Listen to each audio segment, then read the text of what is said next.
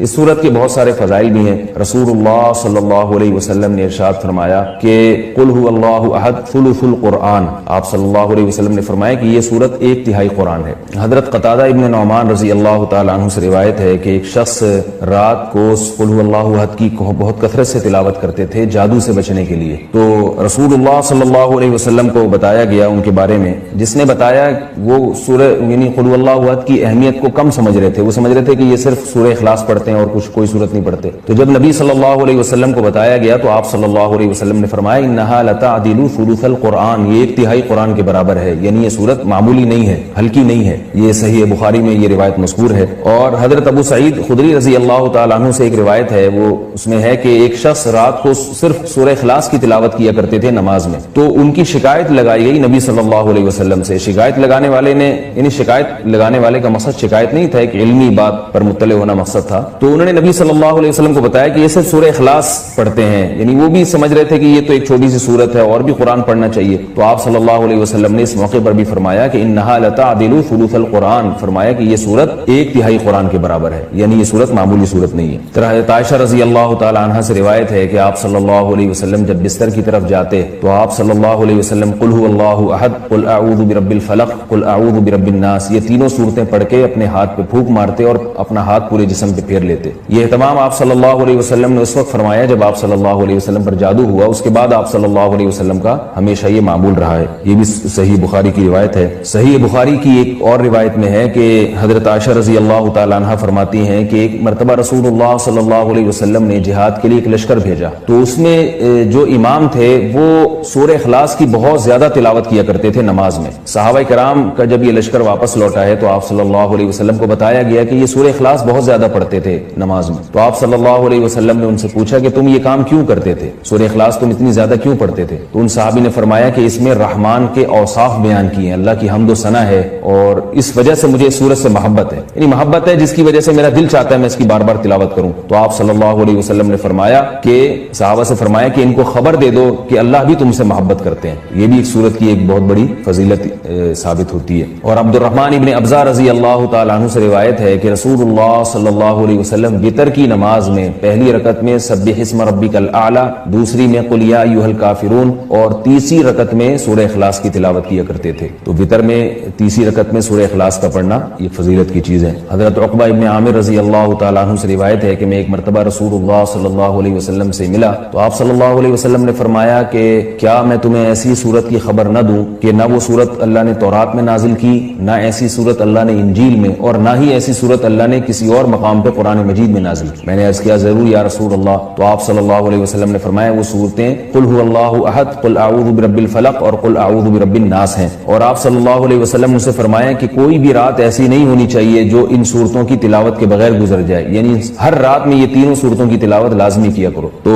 عقبہ ابن عامر رضی اللہ تعالیٰ عنہ فرماتے ہیں پھر پوری زندگی مجھ سے کبھی بھی ان تینوں صورتوں کی تلاوت رات میں نہیں چھوٹی اور کبھی بھی ناغہ نہیں ہوا۔ اور حضرت ابو ہریرہ رضی اللہ تعالیٰ عنہ سے ایک اور روایت ہے کہ رسول اللہ صلی اللہ علیہ وسلم نے کسی شخص کو قل اللہ احد کی تلاوت کرتے ہوئے دیکھا تو آپ صلی اللہ علیہ وسلم نے فرمایا کہ واجب ہو گئی۔ صحابہ نے پوچھا یا رسول اللہ کیا چیز واجب ہو گئی؟ آپ نے فرمایا کہ اس کی تلاوت کرنے والے کے لیے جنت واجب ہو گئی۔ یہ تو اس صورت کے کچھ فضائل تھے جو میں نے آپ کے سامنے بیان کیے۔ اس صورت میں ہمیں اسباق کیا ملتے ہیں؟ پہلی تو سبق ہمیں توحید کا ملتا ہے کہ اسلام توحید کے بغیر کامل نہیں ہے، بلکہ اسلام مقبول ہی نہیں ہے۔ آج بہت سارے لوگ اللہ تعالیٰ کو معبود تو کہتے ہیں مگر اللہ کے سوا مشکل کشا، حاضر ناظر اور مختار کل ایسے ایسے الفاظ ایجاد کیے ہوئے ہیں جو غیر اللہ پر بھی اس کا اطلاق کرتے ہیں۔ بعض لوگ قبر پرستی کا شکار ہیں، بعض لوگ رسول اللہ صلی اللہ علیہ وسلم کو عالم الغیب کہتے ہیں، حاضر ناظر کہتے ہیں، جبکہ ہمیں اس صورت میں کیا سبق مل رہا ہے کہ اللہ یکتا ہے، اس جیسا کوئی بھی نہیں۔ تو اللہ اگر مشکل کشا ہے، حاجت روا ہے، تو پھر اگر ہم مخلوق کو بھی مشکل کشا اور حاجت روا کہہ دیں تو اس کا مطلب یہ ہوا کہ مخلوق بھی اللہ جیسی ہے، اس لیے کہ جو معبود ہے اس کی دو بنیادی صفات ہیں، علم اور قدرت۔ معبود میں دو چیزوں کا ہونا ضروری ہے، یعنی آپ جس کی عبادت کرتے ہیں اس میں دو صفات کا اعلیٰ وجہ الکمال ہونا ضروری ہے۔ ایک یہ کہ اس کی قدرت کامل ہو، وہ جو چاہے کر سکتا ہو،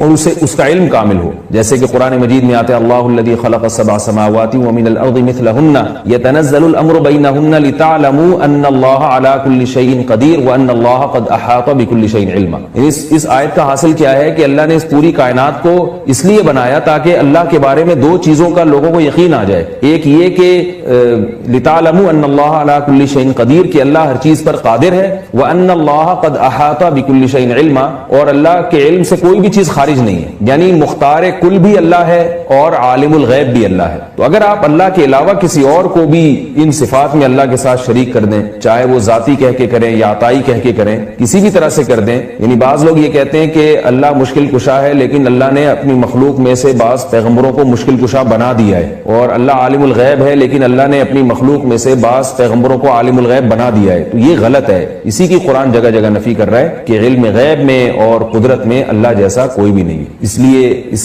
سورت سے ہمیں یہ سبق ملتا ہے. دوسرا ہمیں سبق ملتا ہے کہ لم یلد ولم یولد، کہ اللہ کے بارے میں یہ عقیدہ رکھنا کہ اس نے جنا ہے، جیسے کہ عیسائی کہتے ہیں حضرت عیسیٰ علیہ السلام اللہ کے معاذ اللہ بیٹے ہیں. تو اللہ نے کسی کو نہ تو بیٹا بنایا اور نہ اللہ نے جنا. بعض عیسائی کہتے ہیں کہ اللہ نے حضرت عیسیٰ کو جنا ہے معاذ اللہ، لیکن عیسائیوں میں جو جمہور ہیں وہ یہ کہتے ہیں کہ اللہ نے جنا تو نہیں ہے. لیکن آج انشاءاللہ اس کے بارے میں، دعا کے بارے میں کچھ بات کروں گا کہ ہم لوگ دعاؤں سے بہت زیادہ غافل ہیں.